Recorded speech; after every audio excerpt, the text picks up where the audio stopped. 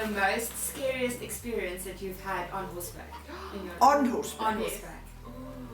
Not travelling very high hill in a horse box. It was the most scary time in a horse box, if anybody plans to ask me that. It was the only time I was really nervous. He was throwing himself around like anything. And the good news is that Michaela has just been walking him in and out. So let's hope it goes on like that for those who are fond of him. Any hands up? No, not here. You aren't. I like it. Yeah, today. Sorry, and your question was the scariest time on horseback.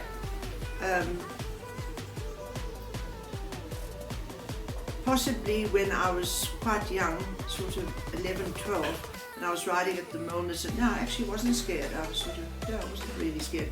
I fell off the one side, and my pony Gypsy Queen was galloping flat out for home, and I was hanging off the side of her. I don't actually remember being scared. Funnily enough, I don't remember that as a fear thing.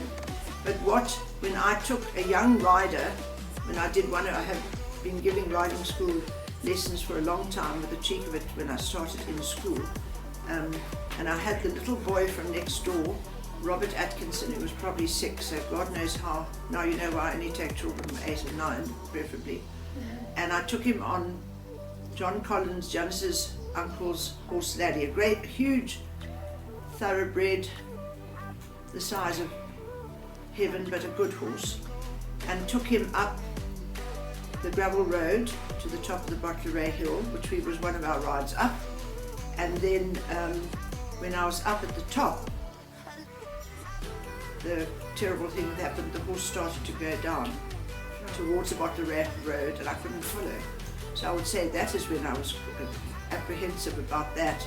But he just did a great big lumbering trot down, but he had to get to the Bottleray Road, which fortunately didn't have the traffic volume that we have now and the speeds that they reach. But little Robert went down, just disappeared on this huge horse, this tiny little boy.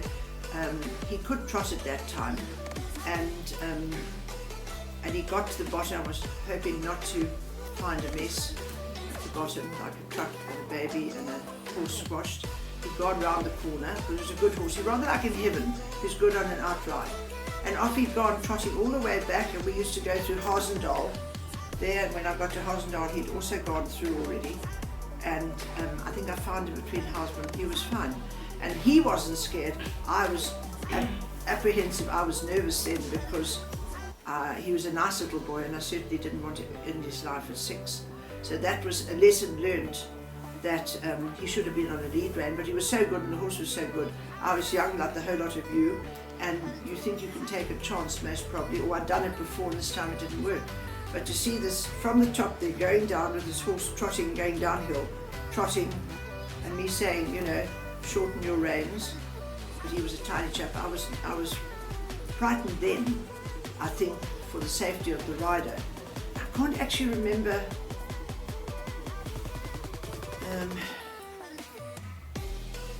There's a horse called Amanda who I rode for someone who used to own Equestrian and that side there, and that horse was really quite silly, and I used to school across the road where the golf course is, and I actually remember nothing. I was trying to do figures of 8.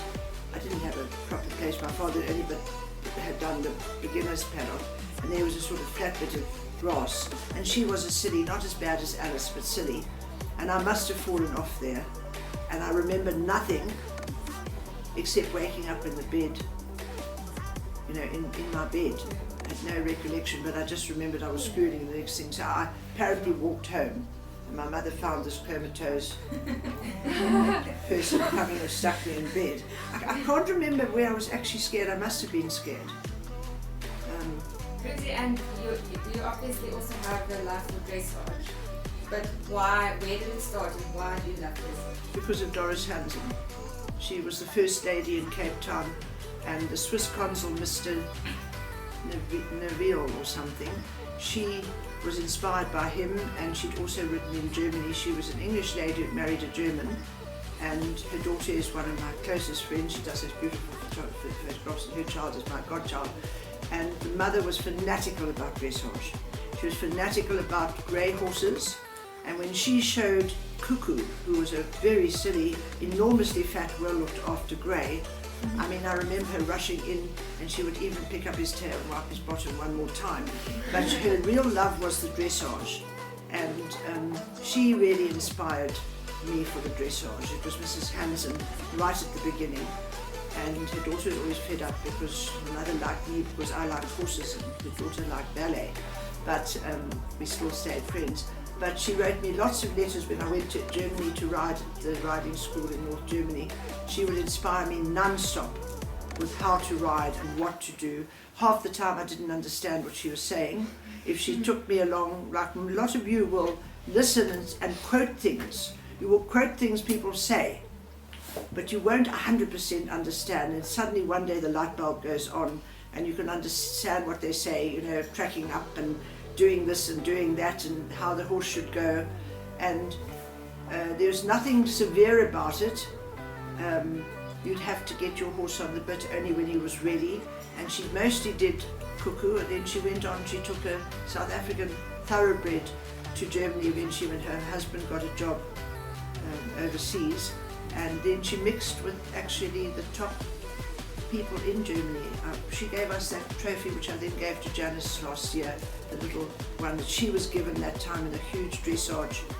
Her husband donated the cup, I think, in that days. But she did judge there, and she was respected, mostly in Germany. England wasn't shaping remarkably. They did dressage, but they were just, until Emil got there, the dressage changed in England. He's from Arnim's place. He's the one that really made dressage come alive. Then he went on with the Carl Hesters and all the other wonderful riders. But it was really, they were just always programming on. They loved to do cross country. They loved show jumping, but dressage was not quite their thing. And it's very much more their thing now.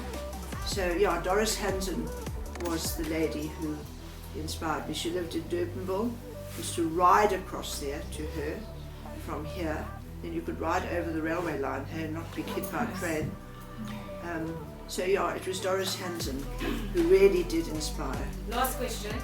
What was Sorry, the answers are so long. No, what was the most challenging thing you had to do during your time at the riding school in Germany? Challenging thing? Most challenging. In Germany. I had to learn everything in German. It was one thing. I just, you know, you had your exam in German.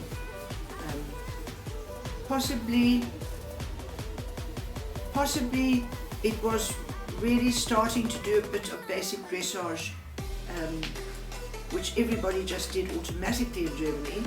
You know, I had to learn, like all the beginners here, how to do circles and things like that. And we had a huge, big indoor arena because, of course, in North Germany it would be a little cold and wet or snowy, and riding goes on.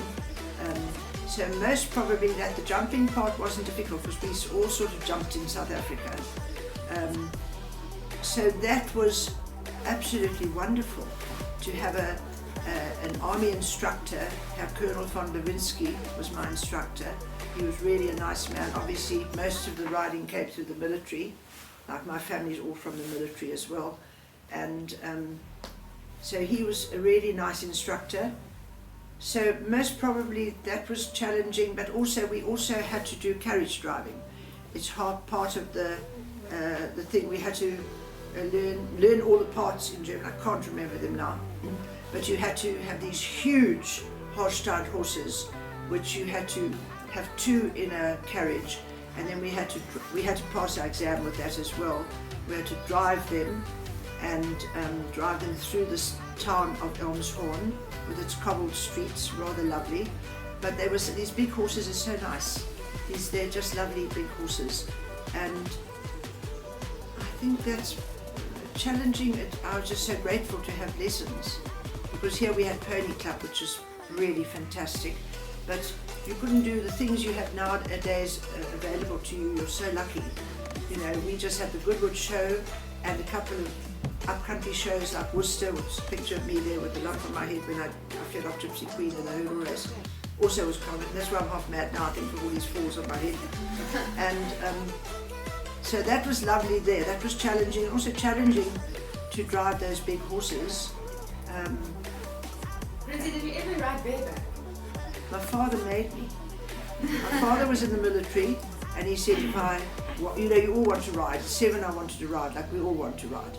And that was the scariest time. At the corner where the National Road starts, going to Milnerton, to Rondebosch, and out to the northern suburbs, there was a Mr. Goodman who had horses. And my father, I can't believe this, he sent me there because I was whining to ride, like all of you. And this Mr. Goodman put me on a horse with a saddle. And then he cracked a whip. And all the horses galloped round like the whole herd. And I would say that's the time I was scared. I was scared. Because he just cracked the whip and the horses all galloped around and I don't think I could trot. So that was a bit scary. But it also made me think of something when you said that. But then my father said, no, I had to learn to ride properly. I've got to do everything properly. So he went to Mr. Prestige, who was an Irishman who had a riding school in Rugby next to Milnerton. And my father said, teach her, because your parents can't teach you. You don't listen to them, you know that. And so he said, but she has no saddle. 6 months, no saddle. 6 months, no saddle. And it was an oblong arena. It wasn't a round one, it was an odd one. So you went up, turn, like that. So you could get a canter in and then round the corner and back. But Mr. Prestige was really kind and he gave me a numna and a surcingle. Because Nellie was a little Basutu pony and she was very slippery.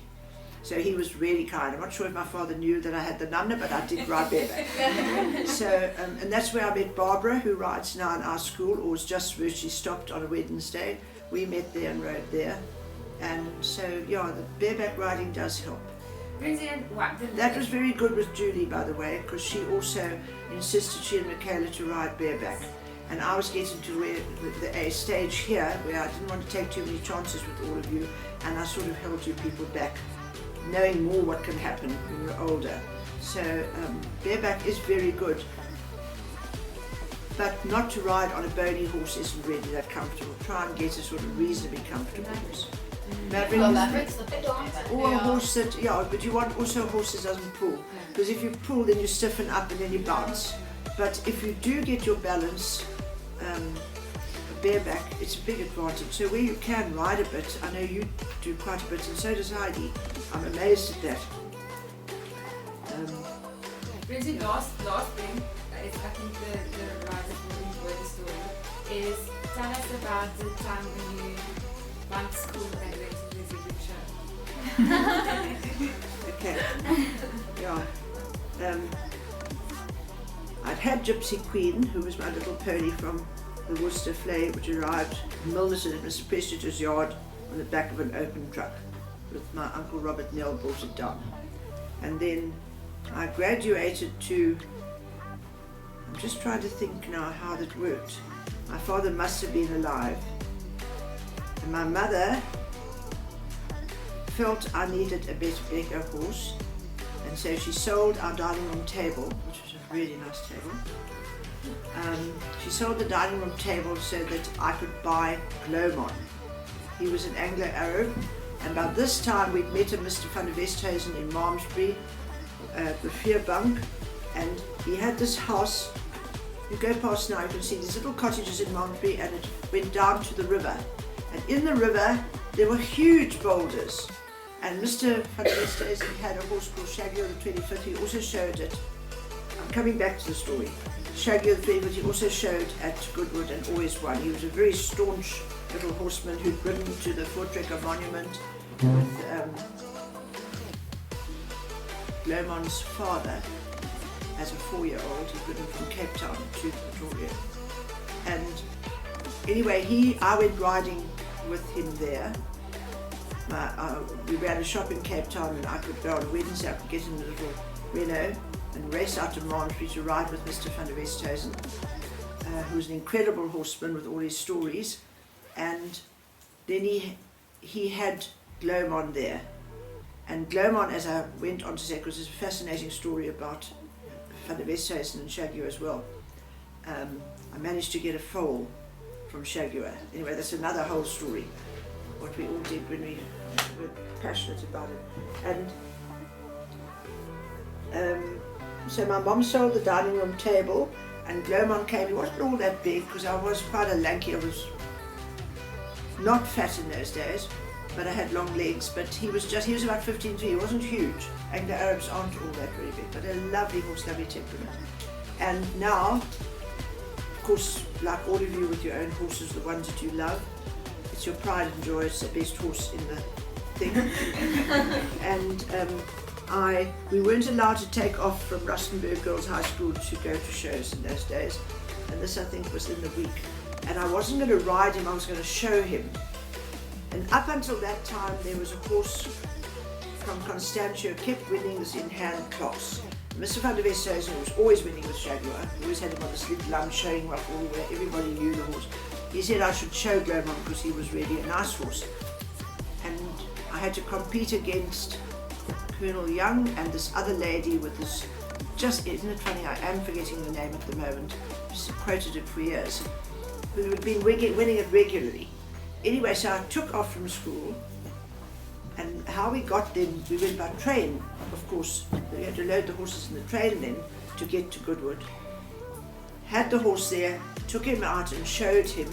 I have got the photograph, I will show you somewhere.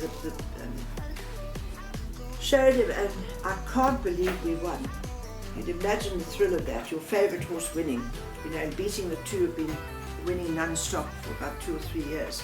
So that was a great thing. And my father was so thrilled about it. And when I came home, he made a laurel wreath, I don't quite know what of, for the horse, you know, like a laurel wreath. Now the horse was still, I think, at Goodwood that night, obviously, but he was terribly proud. He'd made this as a winning thing, you know, very sentimental. My father was absolutely fantastic. And then, so now I had to go the next morning to say that I hadn't been too well or whatever. And I went out, we had to go up onto the platform, you know, and hand in front of the whole school to hand in where or what. And blow me down, that night, on the front page of the Argus, was me. You know, like big picture, the whole top of the Argus. And what do I say? And Miss Thompson was such a brick.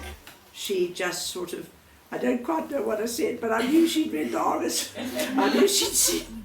I was really a bit shamefaced, but she was very kind. She did not take me down for it. So that was quite a thrill. So thrill for my father. Don't fake sickness. Be careful, yeah, be careful. Don't tell white lies. You can be caught out on the front page of the Argus. But that was a real thrill. It was really nice. It was nice for my mom having sold the table. My father was still alive. You could see it, you know. So that was really, really nice.